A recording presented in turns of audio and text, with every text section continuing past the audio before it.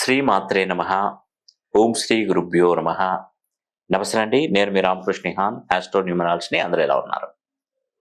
నేను చెప్తున్నటువంటి రాశులలో జన్మించినటువంటి వారు ప్రపంచానికి చాటి చెప్పండి.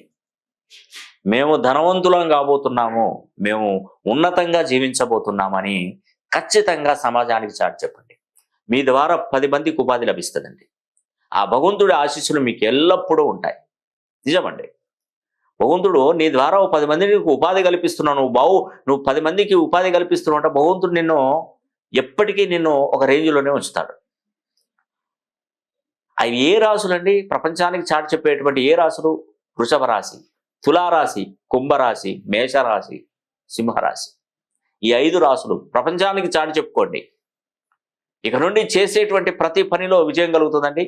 2034 సంవత్సరం లోపు సుమారుగా 100 కోట్లు సంపాదించి తీరుతారు.